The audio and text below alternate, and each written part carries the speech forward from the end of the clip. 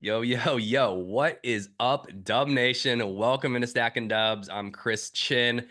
Let's go, guys. Warriors, a statement win against the Celtics last night. A team that came in with a lot of questions about were they for real and on both sides of the ball, would this offense be able to basically get the job done against the better defenses in the league without with the lack of a number two scorer? Could they find ways to score outside of Steph Curry? And then on the other side of the ball, can the Warriors is their defense real? Is it really a top 10 defense in the league? Is it a top 5 defense in the league? Is it the best defense in the league?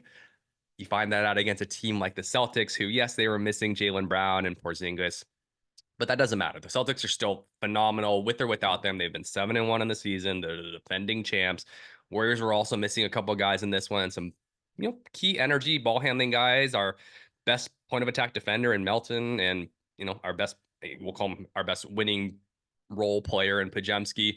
So we were missing guys too, and no excuses on either side. They both teams got up for this one. They knew the intensity would be there. A lot of underlying storylines with Tatum, with Kerr, with just Steph returning back to the Garden. Warriors proved that they are here and they are for real on both sides of the ball. The defense just absolutely suffocating in this one, particularly in that first half, only surrendering 40 points. And that's what tells me that mostly that, hey, the Warriors are for real, is that defense can handle anybody. The ball pressure works. We thought that they could be exposed from all their trapping ball handlers with the Celtics, shooting the ball and kicking it to open 3-point shooters if the trap's not effective. It happened some in this one, but the Warriors were just disruptive, especially in that first half. Shows that the recipe of strength in numbers, high intensity effort on both sides of the ball, and just the depth and just the ability to play all out basketball for, these role players, 15 to 20 minutes of the game. Just give me everything you got. GP. I know Pajemski didn't play last night, but Pajemski, even to a lesser extent, like Wiggins, he's playing more, but reduced minutes means you can just play, 10, 20% harder all the time. And in basketball, that 10, 20% is where the games is won. You see guys like Looney, he's going to play, what was it, 16 minutes last night, ends up coming with some game winning plays, putbacks, offensive rebounds when, the rest of the Celtics are a little bit tired playing 30 plus minutes per game. You get a fresh body like Loon come in, just giving it his all, and you're going to find extra possessions and you're going to find extra points. And that's why this Warriors team, well, we'll see how sustainable it is throughout the course of a longer season and a playoff run. That's where strength in numbers works. You're just going to get the best effort out of everyone. And that's where defense, that's where rebounding, that's where, you hang your hat on. It's just efforts on those sides of the ball. So I thought the Warriors answered a lot of questions on defense. The rebounding, the Warriors have been the best rebounding team in the NBA for the last couple of years. They hit a lapse last night, and that's when the Celtics really made their run. And it looked like the Celtics, after eliminating a Warriors double-digit lead, Celtics start to pull away. I think they were up 7 or even maybe 9 at one point. You think that, okay, well, the Warriors, they showed some things. They looked pretty good in this one. They showed they can hang with the Celtics, but ultimately, there's still a little bit of work to do. They're running out of gas maybe a little bit in this game, but no, we would not be denied. Steph Curry would not be denied. The Warriors show that they have resolve. And much like this season, they showed that they have more gas in the tank than the other team, especially towards the end of games. And they basically ran the Celtics off the court and got the win. Huge statement game for Steve Kerr's boys. And I just couldn't be more proud. Best win, obviously, of the early season. And Warriors go to 7-1. And with the Thunder's loss last night to the Nuggets, Warriors are tied for first with the Thunder and Suns in the West. And all is great. So we're going to get a little bit more into kind of individual players. Just last night, there's a lot to cover because there are a lot of great games on so many different levels. Let's start with none other than Steph Wardell Curry. You can see me, I'm wearing my Olympic jersey. No, this is not a number 10 USA Tatum jersey. This is number 4 for how many rings Steph Curry has. But Steph comes back to the Garden wearing his purple shoes, shows there's some magic left in those kicks. 27 points, with 21 of them being scored in the second half once he essentially decided that, hey, this is my game. I'm going to take over and I'm going to do whatever the heck I want to do.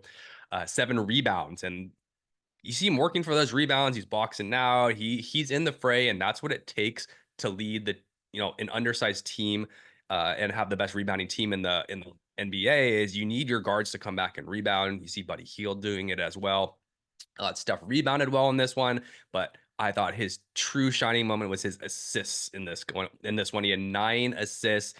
I think the stat was 9 of his 14 passes to shooters. We went 9 for 14 on those. So obviously he's finding open shooters. We're knocking them down, which is fantastic to see as well. He had the game winning kind of dagger to Buddy Hield at the end. We already know they get to do a little happy dance. Steph kicks it to Buddy on the wing and knocks it down to go up 7.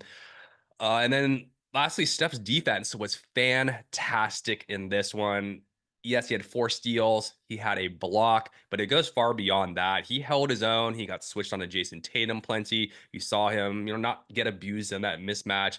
Just a smart defender and underratedly strong defender. That lower half, Steph spent a lot of time in the weight room. He's got so much stronger from the beginning of his career.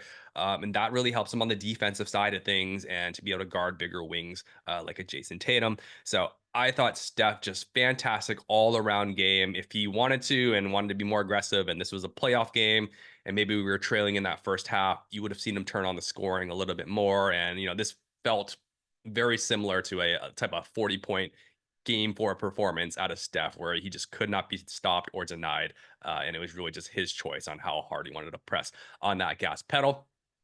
Great game, Steph. I thought the game really changed when Gary Payton II came into the game. Warriors got off to a slow start in the beginning of the game, and then also to start the second half. And, a little lackadaisical. There just wasn't a lot of energy. And it wasn't even the defense that was a problem early in the game. You thought that, hey, we're going to find some scoring. Do we get Buddy Hield in this game quicker, or even Kuminga? But Kerr turns to Gary Payton II just for energy, right? That instant impact. Gary comes in, just immediately gets a deflection. Warriors get out. I think he had a dunk, had a couple buckets in that first quarter. It just changed the tempo and the pace and the pressure of the Warriors team. And GP might be basically the face of this Warriors defensive mentality, and that's just to be, in one word, disruptive. You hear Steve Kerr use it a lot, and when I think of the word disruptive, Gary Payton II just comes to mind. He so many deflections, which the Warriors continue to lead the NBA in deflections. And more important, deflections and steals and turnovers lead to fast break points. When the offense isn't going, it's not necessarily putting in a better scorer. It's, hey, how do we get out in transition? How can we get out and run? Because we know that's what unlocks Steph and unlocks everybody. Instant spacing when you get out and run. And Gary Payton obviously, struggles to score in the half court, but when he's out in transition, he's as good a finisher as any. So I want to, give my kudos to GP first and foremost, because when he came in the game, it had a completely different look and feel, and really embodied what the Warriors mentality has been about this entire season. Also, ready to go right off the bench, Kevon Looney. 10 rebounds in this one, 6 offensive rebounds, and that's only in 16 minutes of play. First stint in the first half, not great. He had a few rebounds. And I don't know if Kerr would have even turned back to Looney, but in the third quarter, when the Warriors started giving up the lead and it was just all on second chance points to the Celtics, we already know just Keita. I don't know if I'm saying his name right for the Celtics, just vertically just killing us, out getting lobs, getting in the paint, getting every offensive rebound, and that's when the Celtics went on their run. That's when their shooters get open, because on offensive rebounds, everyone's scattered, everyone's mismatched. That's really when the Celtics found their success. They didn't get much when our defense was set, and so when Kate is dominating the game, TJD wasn't able to give much resistance. We tried everything, but it wasn't until Looney came in the game. Good old reliable Kevon Looney comes in, just immediately quiets Keita, pulls in some rebounds, and in clutch time, he had 2 huge offensive rebounds, one coming off of that Draymond air ball 3, and he puts it back in for a bucket, and then again later with another offensive rebound. 6 huge points in this one for Kevon, and just the steady force, especially as a big, that the Warriors need, and really Steve Kerr's only solution to the problem when a team just has a 7-foot physical dominant specimen Where do you go? You go to Kevon Looney, and he's gotten the job done. Andrew Wiggins, I'm going to keep talking about defense in this one because, again, defense was the story. Wiggins, yeah, he had 16 points, missed a layup dunk. I don't even know what that was. We'll throw it in here because that just shows that we could have had too easy more points. But Wiggins, fantastic defense on Jason Tatum. Unbelievable. And you see why the Warriors have had a lot of success against Tatum and Jaylen Brown for that matter, because they are very set. Force Tatum to his left. Do not let him get to his right. When he gets to his right, it's over. You force him to his left, you have help. Don't let him get into that little step back. Don't let him catch open shots once the defense is put into rotation. That's when Tatum struggles to score. And whenever Wiggins was in there, Tatum had a donut for and most of the first quarter, if not further, until Wiggins came out. And Tatum really only got going in the second half once, like we talked about, the offensive rebounds found Tatum wide open at the top of the key. Once they started getting point of attack penetration, our defense just kind of gets put in that rotation, and all of a sudden, again, ball finds Tatum open. He'll knock that down. Majority of his points were just on mismatches. He didn't get much in isolation against Wiggins. That being said, so again, I thought Kuminga had a solid game, but I'm bringing him up here because it's more of a compliment to Wiggins, is that you see the difference when Wiggins versus Kuminga's guarding Tatum. Kuminga the better, bigger athlete than Wiggins, but you see Tatum get to that right hand against Kuminga. Kuminga knows the assignment. You're forcing him left, and yet he's still unable to prevent Tatum from kind of crossing over. He got him 2-3 times in that third quarter, fourth quarter, getting to his right, getting to the hoop, either getting fouled or getting the bucket. So just you see kind of the maturity and the difference in what Wiggins really brings versus like a Jonathan Kuminga. But again, Kuminga had a solid game. I thought Kuminga played well and hit a tough three at late shot clock, which could have turned out to be the difference. So good job by both Wiggins and we'll say Kuminga had a solid game. Let's see. Well, we buried one of the leads long enough. Buddy Hield, 16 points, solid in this one. He had 4 threes. I love the 6 rebounds. I talked about it already, but Buddy's done a great job as a guard coming back and rebounding, and that just comes with the energy, the focus, and just effort. And he's a team high plus 20 in this one. Buddy's, I think, emerged as kind of that. He has emerged as our number 2 scorer. Him and Wiggins on any given night, they're going to be 2A, 2B, 2C, whatever you want to call them. But more importantly, he's shown that in closing time, that defense is just good enough to be with that closing lineup. Tatum picked on him a couple times, but he fouled him on one. But he's getting better because the effort and the focus is there, and he'll still continue to get picked on. And that's something that in clutch time and in big games, that's going to be a test to see how far Buddy has come defensively. But I thought it was good enough in this one, especially because he's going to hit huge threes down the stretch and give spacing. Curry, Buddy Hield, plus 58 net rating. So per 100 possessions, a plus 58 when they've been on the floor together this season. Actually, sorry, I don't know if is that per 100 possessions? They're a plus 58. I'm pretty sure that is per 100 possessions. And that's through 59 minutes together on the court this season. Here's the thing, guys. Buddy Hield, we could have him at one heck of a deal. I know that past teams, and he's a journeyman, have said, okay, after 10 games, you're gonna love him, and then it kind of falls apart. So we're kind of nearing that mark, but I've loved what I've seen.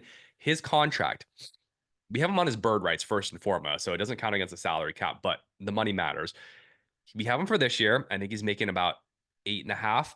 Next year, we have him again at 9 million. We have him still the following year at 9.5, and then he has a player option at about 10 million. So he's going to be on the roster for at least the next 2.5 years, and hopefully a third, or I guess call it fourth season.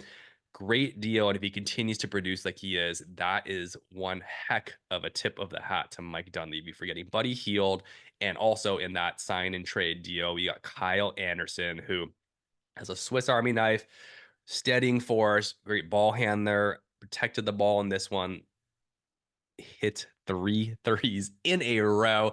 The Celtics must have been dying. You see Draymond hitting shots, see Kyle Anderson hitting shots. It makes your heart hurt if you're the opponent. But God, you love to see it because Kyle's going to get as many of those threes as he wants this year. And if he can start knocking those down, even 36% of the time and just shoot up maybe two of them a game, that is a big weapon. And he's going to find himself in a lot more minutes, especially in clutch time with the Warriors.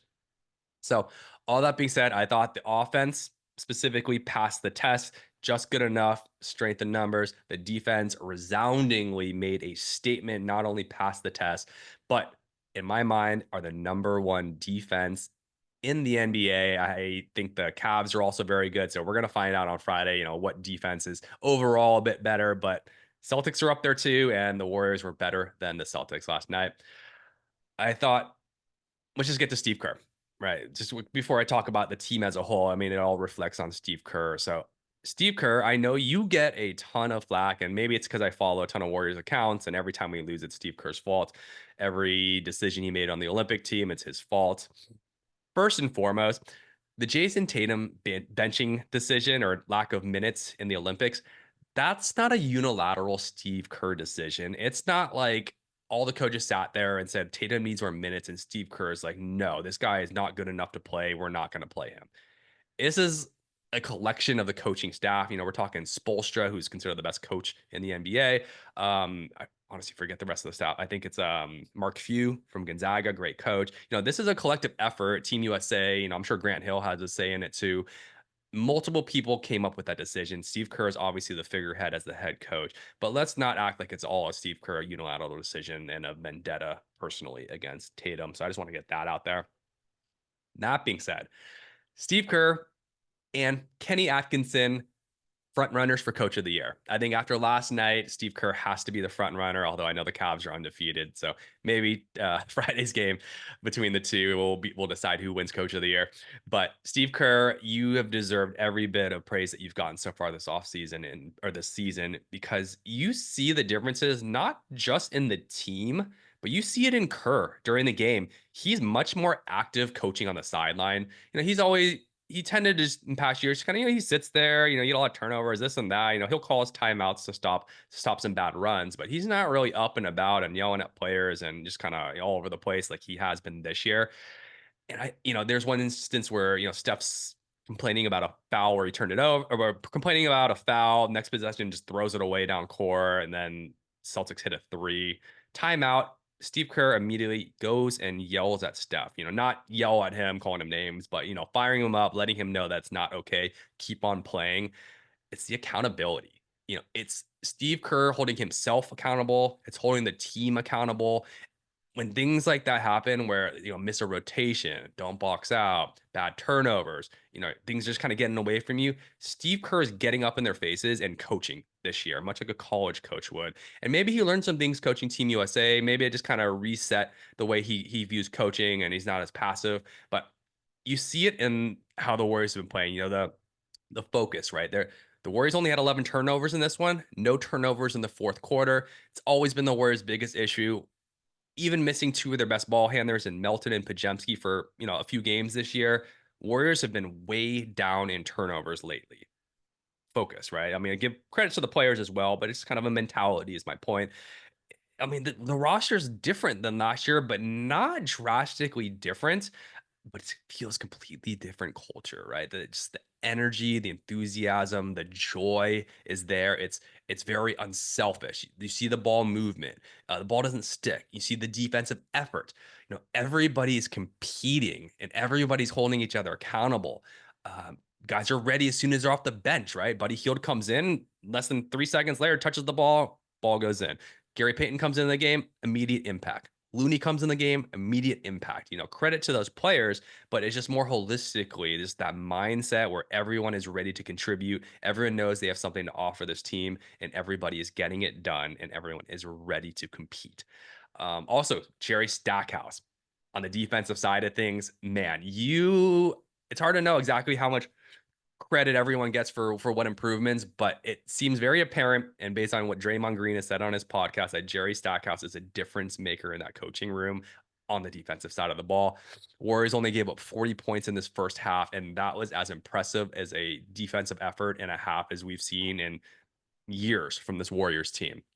Trapping everything on defense, disruptive, high ball pressure, everything's contested. even when the Celtics, get out of the trap and find an open ball hand there, the rotations are on point. You didn't see open shooters until that third quarter when things got a little lackadaisical. In that first half, forced 10 turnovers by Boston. You don't see that out of Boston. Boston only shot 35% in that first half from the field. This game, if I had to point to one thing where it was won, it was the point of attack defense by the Warriors, just keeping the Celtics on their heels, not letting them get downhill. As soon as the Celtics get downhill and basically through the perimeter, they're getting an open three and they're making it. And that's their recipe to winning a championship last year.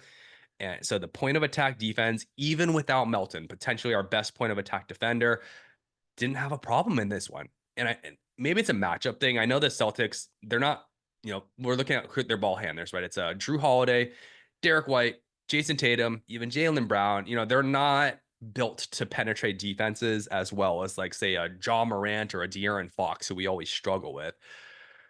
But so maybe this is a tough matchup for the Celtics, but the Warriors basically turn off the faucet in terms of the point of attack defense. And because of that, the Celtics struggled to find open shots, especially in that first half and towards the end of the game. And it just goes back to the attitude of this team. It's physical. This defense is disruptive. It's gonna get in your face. It's gonna bump you around. It's gonna put pressure. It's gonna get deflections, hands in the passing lanes. It's not fouling. Yes, there's been some fouls, and there were fouls in this one, but all season long, less fouling. Maybe it's been a great thing that the NBA is being a little more lenient in terms of the ticky-tack fouls, allows the Warriors to be more aggressive and more physical. It's this defensive mentality. It reminds me a lot of the Niners, and I want to call it like 2012. I'm talking about that number one, just like one of the best defenses we've seen in the last several years with Patrick Willis, Navarro Bowman, Alden Smith, Justin Smith, even like Ahmad Brooks. They're all just physical downhill guys, and they're just they don't miss tackles. They're always pushing players back. It's almost bully ball. Dante Whitner, Hittner, Deshaun Goldson, like these guys hit, and that's the attitude that Stackhouse has brought to the Warriors. We're not gonna get pushed around. We're undersized, but we're gonna be tough and we're gonna outwork you. And I think it's why the Warriors have the number one defense in the NBA right now. And that's the headline in this one, is that they can just turn off the faucet with their effort. Now, the question is, how sustainable is that effort, right? Can that effort continue? That would be my only question from this game, or just from the season in general. Steve Kerr talked about it after the game. He said, that I think the effort is sustainable because guys are only playing 15 to 22 minutes off the bench, and they can give me every bit of effort that they can. Obviously, some of the veteran, the horses, your Steph, Draymond, Wiggins, they're going to play upwards of 30 minutes, and we're going to have to see how they hold up later on in the season. But I think this is the first game that Steph's played over 30 minutes. He looks fantastic. If you can kind of keep the wear and tear down on him and just kind of keep things going, especially through the dog days and towards the end of the season, you're going to see this team win a lot of games. But you see what happens when the effort diminishes just a bit. That third quarter, I mean, no reason that should have been back down. It was right out of halftime. Everyone should have been rested, but not boxing out, not rebounding, a lot of standing around on defense, just not getting after it, not that extra oomph. And that's when the Celtics just blew the Warriors out of the water for about a 10-minute span. But again, to the Warriors' credit, they settled back in. Their bench players found the effort. And as soon as that bench came back in, all was well when the Warriors are back to being the boys of the game. The other questions, and maybe this is for another time, but just health, right? Like, can GP keep sustaining this type of effort for 18 minutes a game? Melton, who hasn't even been there, same questions with that back, which seems like it's going to be a lingering issue all season long. But as long as you can have GP or Melton in most games, those two can kind of be, can work together. Pajemski, can you stay healthy with that just physical style plays all over the place, all over the floor, always getting beat up? Can he stay out there? And then also, can Steph, Draymond stay healthy as well? But those are questions for another day. And for now, we're going to celebrate the heck out of this win over the defending champs. Warriors look like they are contenders for real. If you're a better betting person, you can look at some futures. It's not a bad time. I don't know if last I checked, the Warriors were 30-1 to win the championship and 20-1 to win the West. I also checked Steph Curry before, last game was 125-1 to win MVP. Yeah, he missed a few games, but the Warriors are 7-1, first place in the West. And if they finish it as a top 2 seed in the West, somehow you're gonna bet Steph Curry is gonna be mentioned as an MVP candidate. So maybe throw a little sprinkle in there, guys. Steve Kerr, again, I'm just giving you guys some good futures. 14-1 for Coach of the Year. Again, this might have changed after last night, but I want you guys to get rich with wins, rich with dubs, and rich with betting money as well. All right, big test against the Cavs tomorrow night. The size with of Mobley, Jared Allen, the speed of Garland and Donovan Mitchell. Tough matchup for the Warriors. I think we struggled big time against the Cavs last year. Realistically, I have my doubts as to whether the Warriors can answer a lot of the questions of being undersized in a game like this. But you know what? The Warriors have proved me wrong last game, and they are proving to be a much better collection of players than the matchup even dictates. So let's see if they can get it done against the Cavs. It's going to be a good telling game, but we're playing with house money for at least the next couple of games. I said we wanted to win one out of these three against Boston, Cavs, and Thunder. So let's go win one more again and split either Cavs or Thunder or both. All right, my dudes, great job. Enjoy the heck out of this win. We're on top of the world for the next couple of days. So I will talk to you next time. Until then, I'm Chris Chinn. Peace, love, and stacking dubs.